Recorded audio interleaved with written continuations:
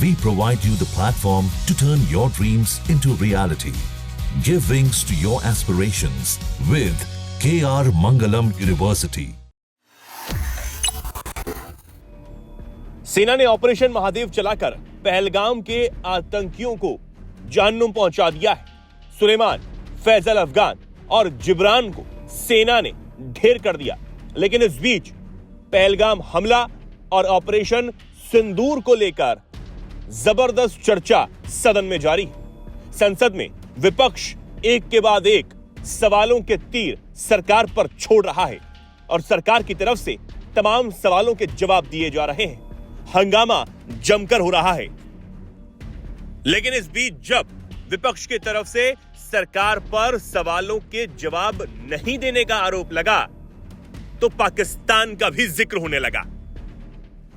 असम के फायरब्रांड मुख्यमंत्री हेमंत बिस्वा शर्मा संसद में तो नहीं थे, लेकिन उन्होंने विपक्ष और कांग्रेस के बड़े नेता गौरव गोगोई को निशाने पर ले लिया और उनका रिश्ता पाकिस्तान से बता दिया। दरअसल पहलगाम हमला और ऑपरेशन सिंदूर पर चर्चा की शुरुआत रक्षा मंत्री राजनाथ सिंह ने की थी। उन्होंने पहलगाम में आतंकवादी हमले के बाद भारत की तरफ से पाकिस्तान के खिलाफ ऑपरेशन सिंदूर चलाए जाने का पूरा ब्यौरा सदन के सामने रखा।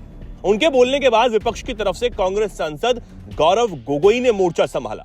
उन्होंने रक्षा मंत्री पर इस आतंकी हमले से जुड़े जरूरी सवालों का जवाब नहीं देने का आरोप लगाया। उन्होंने कहा, रक्षा मंत्री राजनाथ सिंह ने अपने संबोधन में बहुत कुछ कहा, लेकिन यह जवाब नहीं दिया कि आतंकवादी पहलगाम तक आखिर कैसे पहुंच पाए और वहां 26 लोगों की हत्या कैसे कर पाए। साथ ही गौरव गोगोई ने यह भी कहा कि केंद्र सरकार को जिम्मेदारी लेनी चाहिए और जम्मू कश्मीर के उपराज्यपाल मनोज सिन्हा के पीछे नहीं छिपना चाहिए। बस फिर क्या था, असम के मुख्यमंत्री हेमंत बिस्वा शर्मा ने बड़ी बात कही और उन्होंने जोरदार हमला गौरव गोगोई के भाषण को लेकर बोला। असम के मुख्यमंत्री ने एक्स प्लेटफॉर्म पर पोस्ट कर गौरव गोगोई को पाकिस्तान का करीबी बता दिया और यहां तक कह दिया कि गौरव गोगोई पाकिस्तान के लिए काम कर रहे हैं और असम के लिए यह कलंक है। सीएम हेमंता ने एक्स पर लिखा, संसद में जोरहाट से हमारे सांसद द्वारा दिए गए भाषण से यह बात बिना किसी संदेह के साबित हो गई है कि वो पाकिस्तान की ओर से काम कर रहे हैं। उनकी गुप्त यात्रा और पाकिस्तानी प्रतिष्ठान के साथ घनिष्ठ संबंध बहुत कुछ बयां करते हैं। उनकी पत्नी और दोनों बच्चों के पास विदेशी नागरिकता होने के कारण वे कभी भी भारत छोड़ सकते हैं। वो असम के लिए कलंक हैं और एक गौरवान्वित भारतीय के रूप में हमारे गौरव के साथ विश्वासघात हैं।